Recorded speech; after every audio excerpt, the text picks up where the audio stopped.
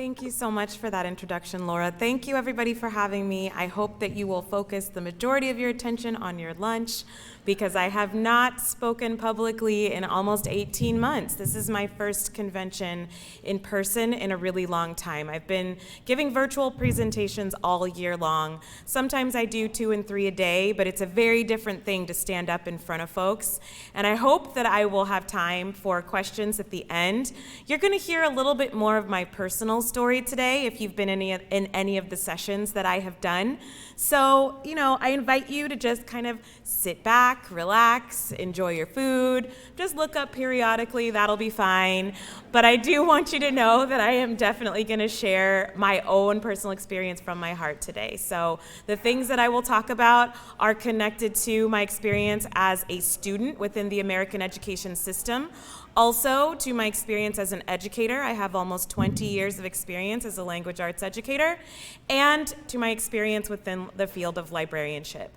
I absolutely love my job as a librarian. I work with kids and for them, and I am unapologetic about that. So everything that I am here to tell you today is with the goal that you and I will all together be better able to serve them. I love my community. In Montbello, it is wild, it is chaotic. There are lots of folks every day who are coming and going. Every year we've got about 63% teacher turnover, believe it or not. So there's not a lot of stability, but I can tell you that the library has remained something that has been stable over the last few years, and I'm very proud of the work that the students and I have put together into making that space one where we could build and find community. So today I'm going to just share a little bit of my personal experience with you. We are going to talk about what some people term difficult conversations, but what I like to call courageous conversations. So we will be talking a little bit about race. We will be talking about identity. If that makes some of you uncomfortable, feel free to look down at your plate and focus on your food. I hope that a little bit of you will hear me. And I hope that if nothing else, you leave this conversation today having heard some things that make you want to know more. That's the most important thing to me, is that as librarians, we connect ideas and people. We also connect people to people. And I'm hoping to make a connection with you so that that will help you be able to help be the connector between people and ideas and people and information and people and all those things that we do. So this is called We Can't Make It Until We Make It. And the reason that I titled this talk that is because we can't really make this world or our environments in which we operate as librarians the type of spaces where intellectual freedom thrives, where people love and protect and honor one another's humanity, until we actually put the steps forward into actively making them those places. So we can't make it until we actually make the places that we want to see. I told you I'm a veteran language arts educator. If you like what you hear, please cite me. I am also on Twitter. I do a lot more on Twitter than I don't like Facebook at all. And I'm hardly on Instagram. I check it, every day or so, every couple of days, but I'm really not a Facebook person. So if you do decide to quote something that I have said or something that you hear that resonates with you, please just cite me. It's important to make sure that we give credit to the folks whose ideas inspire us. One woman in the field of education who is cited a lot, who is not cited a lot, who I really admire, is Dr. Rudine Sims Bishop. And she has said that our children deserve to see themselves in books. She uses that phrase, she coined it, windows, mirrors, and sliding glass doors. So our young people will often look through windows to see into other worlds or other realities. They need books that are mirrors for them, so the books that reflect their own lived realities back to them. And then the sliding glass doors give them the opportunity to walk into another world. So it's important for us, of course, whenever we see that, windows, mirrors, sliding glass doors, to call people into those conversations about citing her and ask them questions if they don't. Please cite me as well. So first I'm going to start talking a little bit about a history of inequality, and this is going to tie back possibly to what you heard this morning. I think that when we think about inequality, we have to recognize, of course, that we are on land that was unceded, which means that it was not given to us, it was taken. And we as a nation are folks who have to acknowledge that we are in a country that has thrived off of a history of inequality. In 1905, Louisville, Kentucky opened the first free public library for African American readers. Staffed and operated entirely by African Americans, Atlanta's first library branch for African Americans did not open until 1921. So that's 20 years later. And then from my understanding, many libraries throughout the United States were not desegregated until the 60s. I myself come from a lineage of folks, some of whom were brought here as enslaved peoples from West Africa, and they were not allowed to learn to read for a very long time. So it's important that we understand that though the students in front of you might not look like me, there are many folks who have said, including Keeanga-Yamahtta Taylor, who is one of my favorite authors. She just won a Genius Award. She's written a lot of amazing books. She has said, and she quoted the Combahee River Collective Statement, when you make conditions better for the person who is experiencing the most levels of oppression, then everyone experiencing fewer layers of oppression benefits as well. Everyone else gets free too. So I am going to share my experience, but I am not the most oppressed person in the world. I actually went to Torrey Pines High School in Del Mar, which is a suburb of San Diego, where a lot of golf pros send their kids. I was very, very privileged. I didn't realize how privileged I was until I started to get out into the world a little bit more. I traveled to the favelas in Rio de Janeiro, and I saw how some people are really living. But I think that it's important for us to always remember privilege is a thing that happens in degrees, and it is very easy, the further away you get from disparities and oppression, to consider yourself as one who is not living in a place of privilege. Because a lot of folks have said, I grew up poor, or I struggled when I was younger, or I have had to pull myself up by my bootstraps. These are things that I hear all the time. And it's important to acknowledge that, we in this country, we are living with a huge amount of privilege. All of us, even folks who are considering themselves to be part of marginalized or disenfranchised groups.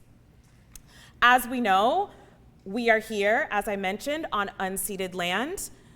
Recently, we have started to discover lots of unmarked graves, both in Canada and here in the United States, that represent murders of children that happened in residential schools.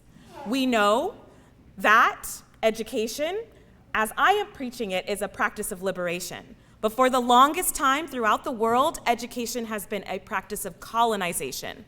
Education has been used to bring people into the fold, along with religion, along with many other different tools to try to subjugate people. So as I am an education practitioner, it's important for me to be aware of my purpose and my place, my social responsibility to disrupt a harmful status quo. I believe firmly in education as a practice of liberation, which is one of the reasons why I became a librarian, because being a language arts teacher was so stifling. I was consistently told that I just needed to get students to perform on the test. That was the most important thing. Get the students to perform on the test, and then you can do whatever you want. But of course, once they passed one test, there was always another. And so it continually just waterfall trickled until there was no end to what I was told I needed to do with students. In the library, and Ta-Nehisi Coates has mentioned this in his book, Between the World and Me, that was a space where people could feel intellectually free. And it was so amazing once I started to see all of the possibilities that could happen, all of the joy that happened when students didn't feel that I was interacting with them simply because I wanted to evaluate them or give them a grade. So that is the joy that I have found in being a librarian for young people. I'm able to connect readers with books. I'm able to connect books with their potential readers. And I'm able to help folks encourage a lifelong love of reading. So one of the things that I do want to tell you about is where I started. For many years, I came to school, taught the curriculum, then went home. Started teaching in 2005 in Park City, Utah. Believe it or not, I lived there, and I was the only Black person for miles. They put me on the cover of the Park Record, so there was some tokenization. I don't think folks even were using that language at that time. But it was kind of an interesting experience to be someone who came into my teacher identity in such an isolated environment. From there, I moved to Colorado, and I was very much told, you will teach, since you're lowest on, the scale of teachers, you are going to be the one who is going to teach what we tell you. You don't get to teach what you want to teach. You're going to do what the people before you did. Then you can learn to be a teacher, and then you can teach what you want. So these were some of the books that I was given along with the curriculum. We've got George Orwell's 1984, we've got Johnny Got His Gun, we've got The Kite Runner, Othello, and Lord of the Flies. If you look at all of them, The Kite Runner is really the only one that you might argue has a cultural, trying to bring folks into an understanding of a culture that is different from their own. And I was teaching in Westminster, which is a suburb of Denver. So 90% of my students identified as white and American. And most of them were monolingual, meaning they spoke English, so monolingual English speakers. Johnny Got His Gun is written by a white person, predominantly a story about a white soldier and what he experiences. George Orwell's 1984 doesn't specifically call out race or ethnicity, but written by a white man, and it is a quintessential dystopian novel. If you've been in any of my sessions over the last couple of days, you've heard me talk about dystopia and how dystopia, if you have to ask folks to name dystopian novels, they will say Brave New World, they'll say 1984, they will say, possibly The Handmaid's Tale. But very few people will think about things like The Marrow Thieves, for example. If you haven't read that book, then you absolutely need to. So some of my work as I evolved into my teacher self became about getting folks to think really hard about the messaging that we are sending young people when these are the books that we give them to read, and we ignore the books that they choose to read on their own or for independent reading.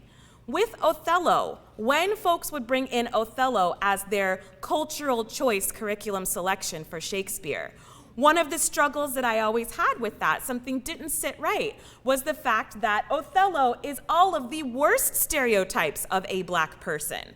And he has a tragic death at the end, and he commits a heinous crime against a white woman. Also, lots of folks believe in 5 years of Shakespeare for students. So we have to ask ourselves, what doesn't get read in those 5 years when folks are focused so wholly on Shakespeare? Also with Lord of the Flies, I had to ask myself, would I resort to savagery if left alone on a desert island? I definitely don't consider that to be part of my humanity. However, teachers typically teach that Lord of the Flies and what happens in that story is an allegory for all of humanity, for the evil that resides within us all. Not too long ago, The Guardian had an article that they released that talked about several Tongan boys who were on a deserted island. They did not actually resort to savagery. They did not start killing people. They actually took care of one another because they were raised in a communal culture. So I think that there is some danger in perpetuating narratives as universal. And that is something that happened a lot when I was growing up, and it still happens today. When I came into my teacher self a little bit more completely, these are some of the books that most influenced my thinking. Paulo Freire's Pedagogy of the Oppressed is special to me because I lived in the northeast region of Brazil, and that is a region that is known for activism, known for social and political activism. There is some criticism of Pedagogy of the Oppressed, but I will tell you that one of the things I love about it is that it is so quotable. It is so dense. I read Pedagogy of the Oppressed at my son's wrestling match. He was 4 years old, and I mean, who has 4-year-olds wrestling, first of all? It was very strange. Lots of crying and people throwing each other around. But I sat there and I read Pedagogy of the Oppressed, and I remember underlining so much. My copy to this day, I put it in the professional library at school. My copy is full of underlined and column notes annotations, because that is how much Pedagogy of the Oppressed changed my thinking. Cultivating Genius is really hot right now. If you have not heard of it, Goldie Muhammad is an educator who talked about the rich legacy of literary traditions among African American people and how we can look to them as a framework for educating all students. Cultivating Genius is one that looks at an abundance mindset. So it's not a book that has folks thinking, well, the child is a blank slate. They're going to come into my environment, and I now need to give them the benefit of all of my vast knowledge. But instead, what cultural traditions does the young person bring to my environment, and how can I learn from them? Bell Hooks' Teaching to Transgress is such a seminal work if you are thinking about the role of community in educating young people. We've all heard that saying that it takes a village. But I think that Bell Hooks really details for folks what it means to educate a young person in community with those who are in the young person's environment outside of your particular building. Django Paris and Sami Alim's culturally sustaining pedagogies also really transformed me as an educator. Why? Because culturally sustaining pedagogies are pedagogies that consistently uplift and make sure to honor the cultures that we come from. Not just one culture, but the many cultures that we come from. It is a book full of essays with practical applications. So if you hear someone like me come up and talk about a lot of theoretical frameworks and ideas, I think culturally sustaining pedagogies will resonate with you because it brings them to life. I will always give praise to Django Paris and Sami Alim because they are some of the first to have talked about it in that way. So here are some questions to ask yourself and others along this journey, right? Librarians share information. We build bridges. We help all people fall in love with reading and find the reader within themselves if they have lost it. So something to think about is who benefits from a particular narrative, practice, or policy. There are often practices and policies within library spaces that do not center those of us who are hailing from the margins. There are often narratives about certain groups of people that have folks looking at them as less than without realizing it. And I'll use an example from my teacher experience. Lots of times folks will refer to students as monolinguals. They will label them as monolinguals. They will say this is a monolingual person. First of all, if you only speak English, then you are also monolingual. So because someone's language is Spanish or Tagalog or some other language, they don't need to have a label put on them that will be diminutive or will place them lower on the hierarchy of people who have knowledge to contribute. So we've always got to be thinking about who is on the margins, who is getting left out, and how can we bring them into the center? Whose talents and abilities are centered in any particular literary environment and any particular school environment? What assumptions am I making about how useful a certain skill or knowledge will be? That's really big for the AP teachers in the world. We think that our content is the most important knowledge that anyone could ever have. And trust me, there is a lot of knowledge in AP courses. I taught them for years, AP Language Arts that was focused on language deconstruction, and AP Literature that was focused on decoding poetry and other things like that, creative writing. I think it's important to ask yourself about the assumptions that you might be making about how useful this might be to a particular person. Can someone decode ballot language, for example? Can somebody read a book that is technically above their level and still enjoy it? I had a 6th grader check out from the library, Jessamine Ward's. It was the Fire This Time. So it's the next iteration of James Baldwin's The Fire Next Time. He was a 6th grader. That book is probably Lexile 1050 or above. For those of you who are unfamiliar, Lexile is, a scale that a lot of people rely, I think, too heavily on to match students with books. And I think that it's important to consider, I have an article about this in Education Week as well, how readers can benefit when they move beyond the barriers that we have placed around them. I know that a lot of folks really pride themselves on using things like AR levels to move kids beyond where they are to where they need to be. But I also believe in stoking the fires of curiosity, and I also think that can happen when students share books that they love with one another. That can happen across grade levels. That can happen through a variety of means, and I'll talk to you a little bit more about how I've done some of that later. What opportunities are there for stakeholders to take ownership and for the marginalized to assume leadership? Could this happen without you? Often we center ourselves as purveyors of knowledge or keepers of most knowledge. Teachers for the longest time are the folks who stood up in the front of the classroom and were the keepers of all knowledge. We are the ones who are giving the grades. But the struggle then becomes you are passing a paper to a student, then they pass it back to you, then you mark it, then you pass it back. And it's just this continual loop. What if the student were put in a position of leadership where they are the ones who are delivering the mini lessons? What if a student were put into a position where they can showcase their knowledge, their cultural expertise? What if you brought in, for example, a book that was written by someone whose cultural currency you are not fluent in and that you have not known about for your whole life? Could there be a student around you or a younger person who could be lifted up who has more knowledge than you do about a certain subject? So I want to talk a little bit about decolonizing my mind and what I had to do before I could begin to learn about what needed to be done. This is a quote that I think you're going to like. It says, "To decolonize one's mind is a lifelong process. As well, systems of domination and subordination are not necessarily easy to identify when situated within unofficial cultures. That is, in interpersonal politics, within the negotiation of relation of power by individuals in interaction." So a few things I want you to look at there. It's a lifelong process. You are looking at systems of domination and subordination. You are looking at official and unofficial cultures. And then you're looking at interpersonal politics and a negotiation of power. It's a constant negotiation of power.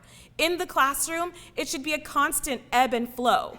In college, I teach college on Wednesday nights, and I was telling folks in my last session that people were in uproar last night because I told them they needed to read one YA book per week. That was too much. They were really upset with me. And so I thought, okay, well, how can I negotiate with them? I'm not going to change the syllabus at this point, but there is something that librarians do. We like to taste lots of books, and then there are certain ones that we dive really deeply into. So I'd like to share that experience with them so that they can think about it too. The more you know about our world through the stories you read, the better you will be able to negotiate life's interpersonal relations, interpersonal politics, and power structures. Here are some books. I talked to you about the fire this time already. Some books that changed my thinking as I came more into my conscious self. Clint Smith's How the Word is Passed is one that I read most frequently. Keeanga-Yamahtta Taylor's How We Get Free is phenomenal, and she was just given a Genius Award, so I think that that is worth noting. Eve Ewing's Ghosts in the Schoolyard helped me think differently about our school systems and what's actually going to need to happen to change them. Frantz Fanon's Black Skin, White Masks will have folks really thinking about colonization and our role in continuing to perpetuate systems of colonization that reproduce harm generation after generation and create situations where people like myself consistently have to go places and reaffirm my humanity and help people understand that I deserve to be seen as an expert, because that's something that happens a lot of times. People will look and say, well, what degrees do you have? Do you have a doctoral degree? No, I'm working on my third master's, but I don't have a doctoral degree. But having to constantly go into spaces and help folks understand that I deserve to be seen as an expert, that is a consequence of the fact that we do not live in a society that recognizes everyone's equal and shared humanity, full humanity. Ngugi wa Thiong'o's Decolonizing the Mind is an essay that I talked about in my last session. I highly recommend it. I, Rigoberta Menchú, is also a seminal work when you are looking at the experience with colonization of folks in Central America. And that colonization is a bit different because, Spaniards came over to Central America. They brought their language, their religion, their cultural and social traditions, but the trajectory was very similar. The harm that was done was still similar. The intergenerational healing that needed to happen continues today. And Rigoberta is a phenomenal public speaker.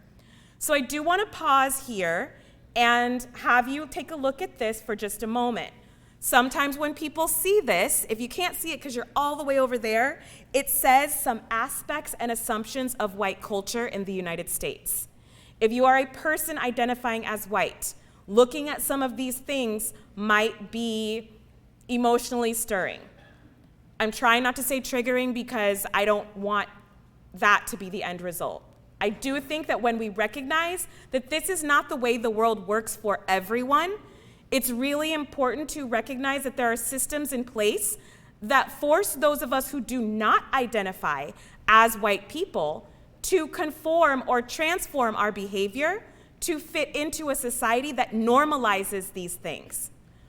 I will never forget the first time that I told somebody who identified as white about something that most people of color that I know of have a version of, and it's called CPT. Some people refer to it as colored people's time. There are lots of different names for it, but it essentially means you're going to be 10 to 15 minutes late everywhere you go to everything. Why is it called colored people's time? Well, I was always told that there are more flexible rules around when and where you need to be when you are a person of color. In Brazil, parties do not start. They don't start until about 8 or 9 o'clock at night, and they go until 5 o'clock in the morning. So if the invitation says that you need to be there at probably 6, then people start showing up about 9, 9:30, something like that. It's very flexible. So when you look at this, and this is not a chart that I created, I have horrible eyesight and my glasses are a bit old, so I would read the citation to you at the bottom, but it is there if you want more information about where it came from. The thing that I would ask of you as you look at this, though the first instinct might be, okay, I don't believe in what she's saying, this is part of my reality, this is the way the world works.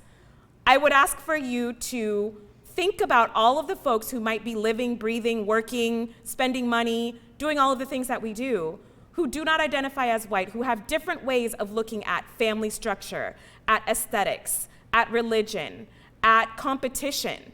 There is a very competitive framework set up today in America's schools. It was only 3 years ago, I think, that I was told that I did not have to post student grades at the front of my classroom as a requirement for part of my evaluation. So I was evaluated as a teacher by how well I could encourage students to compete with one another for the top spot. That is not healthy in my worldview. We should be working together. But there are plenty of people who will tell you that healthy competition is a good thing. And I think that those folks could use some broadening of their worldview, because there are ways to be successful that do not include competition, that do not include having one person who's at the top. So if education is dominated by white people, and we know librarianship is over 90% white people, we know education is also over 90% white people, then people are socialized, all people are socialized into conforming to the norms that are set by the majority group. I do not belong to that majority group. So though I can code switch and I know how to operate in a predominantly white space, it is not my space, and it is not where I feel the most comfortable. Status depends on your ability or willingness to conform. So the only reason that I am up here in front of you today is because enough people decided that I was worth listening to. My voice sounds the way that it does because my mother was extremely strict about elocution. I do speak 3 languages fluently, so I go back and forth between them all the time, and I usually have to preface my speeches with, I might say something weird and it might come out sounding strange to you, but it doesn't mean that I don't know what I want to say or how I want to say it. I just go back and forth between all the languages all the time, and that's the way my brain works. It would be great if we lived in a world where everybody was multilingual, where that was the norm. And in some places on planet Earth, that is the norm. So just knowing that my status depended on my ability to conform, I'm wearing an outfit that's pretty socially acceptable to you.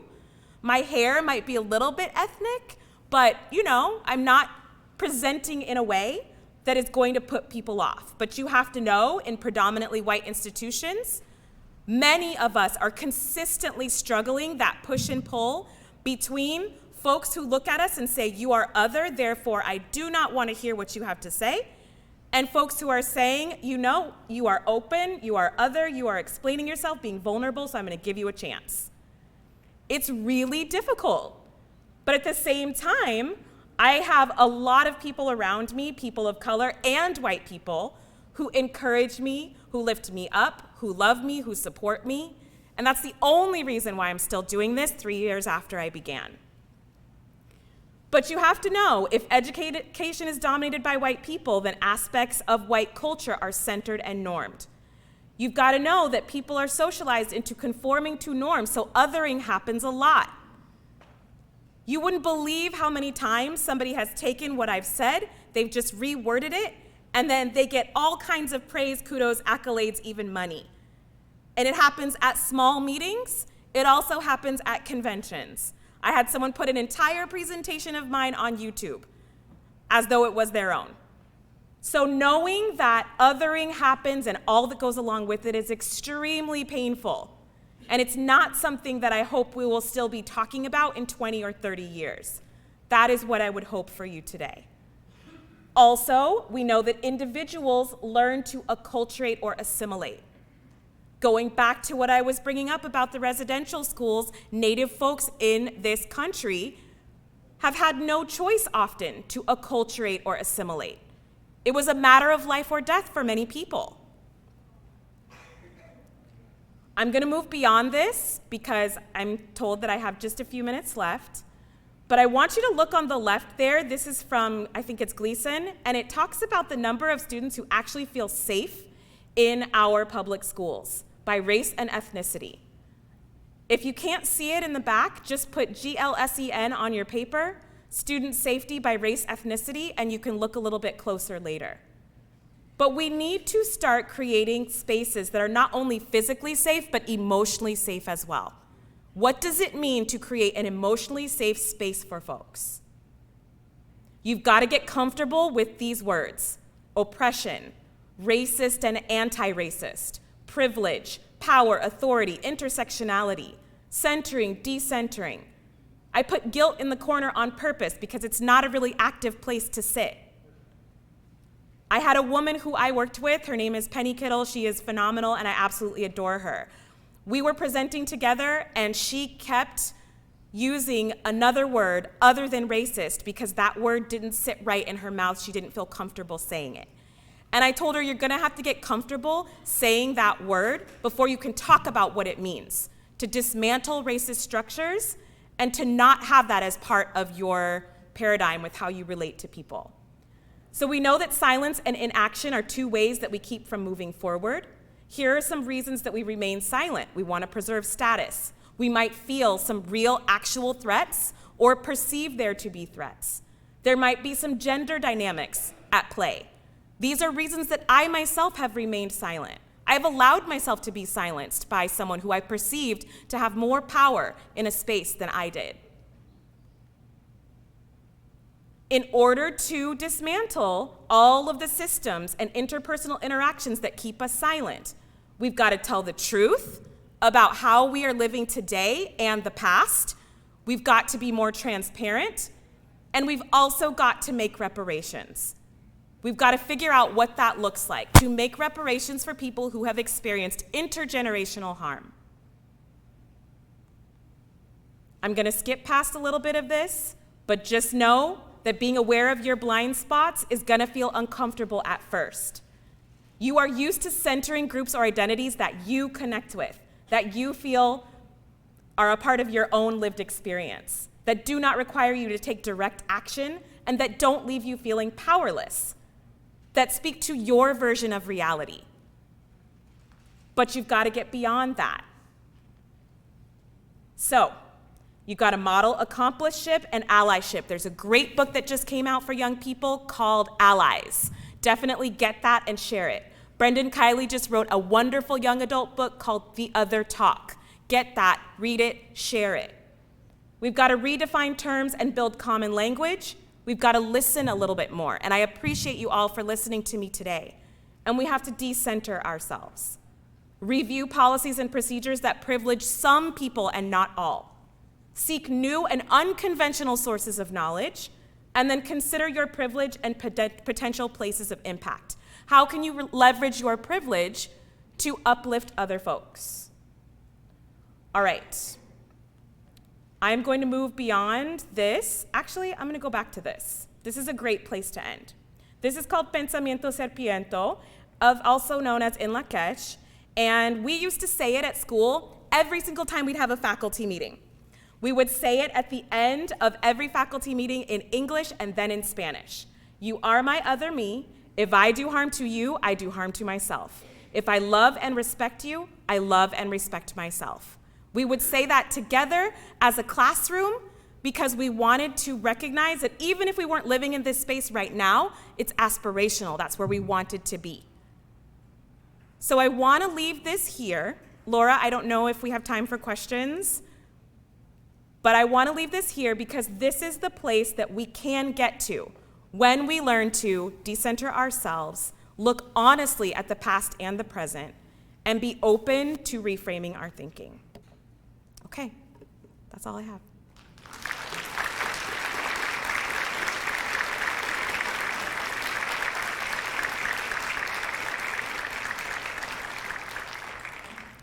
Do we have questions?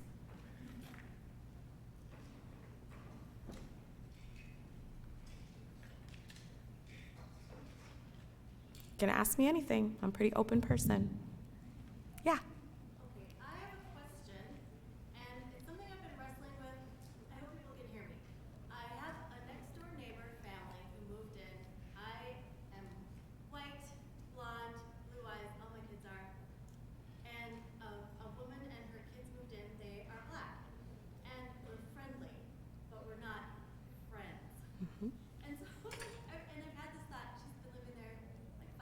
Mm-hmm. I have this thought all the time.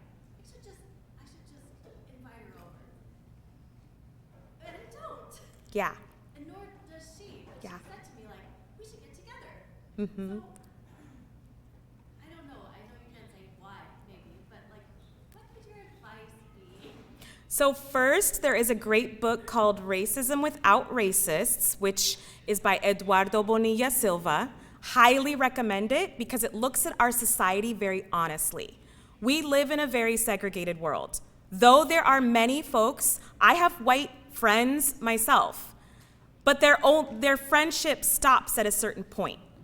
And even after I would say 10 years of friendship with an amazing white woman from Florida, we're the same age, we've got kids that we've raised together, she's incredible. We still had a moment of discomfort where things got really ugly between us because I gave her All-American Boys and it didn't sit with her in a way that she felt comfortable talking to me about.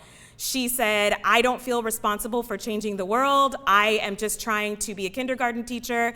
And that was where the conversation ended because I was so hurt by that being the response to reading the book that caused a moment of friction. So until we can actually look within ourselves and see all of the ways that we are socialized to have a segregated experience, it's going to be very difficult to form authentic and long-lasting friendships where one person isn't subtly or overtly given the message that they have to change who they are in order to show up in the friendship.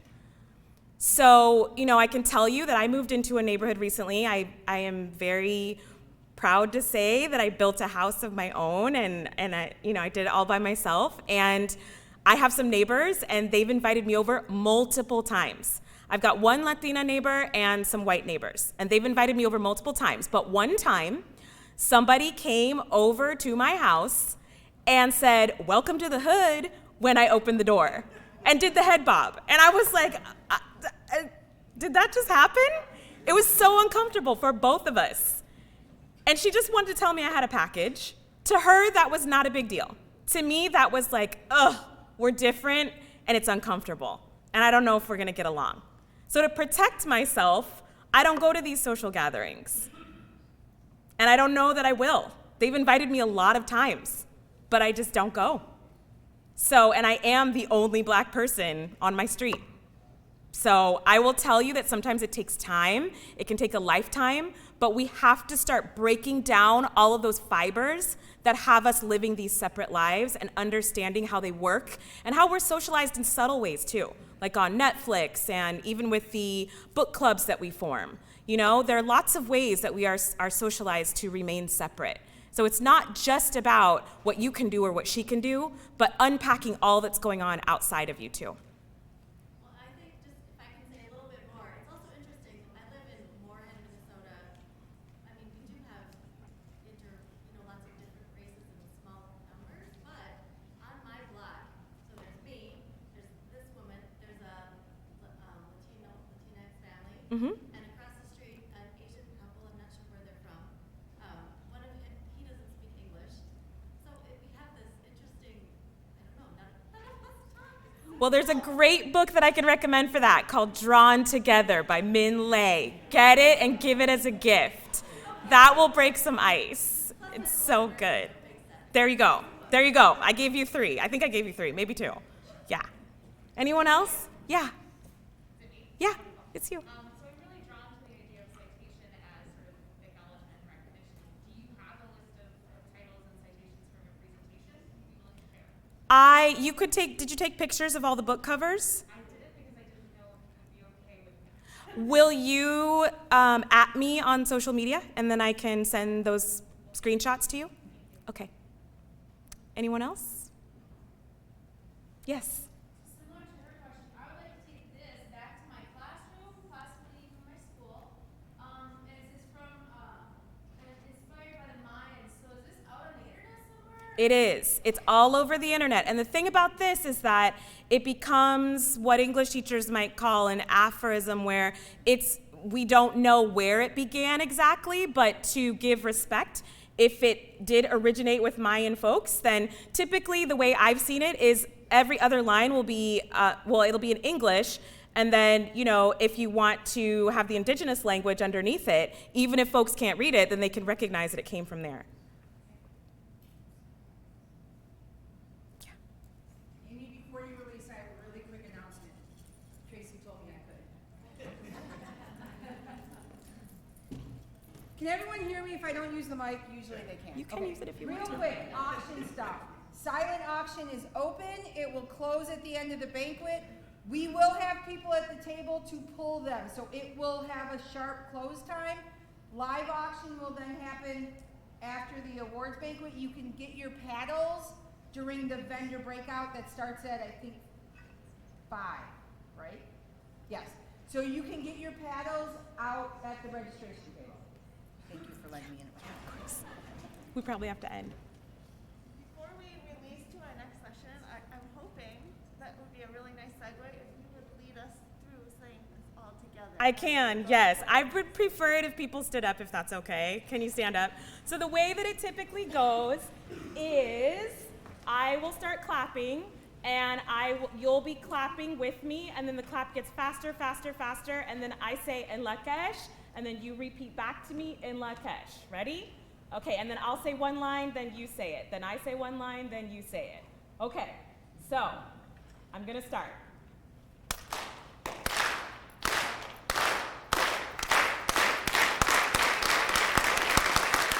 In Lakesh! You are my other me. You are my other me. If I do harm to you, I do harm to myself. If I love you and respect you, I love and respect myself. Okay, it sounded weird without the Spanish lines in there, because I'm used to doing the second lines. But thank you so much for being with me today. Have a great conference.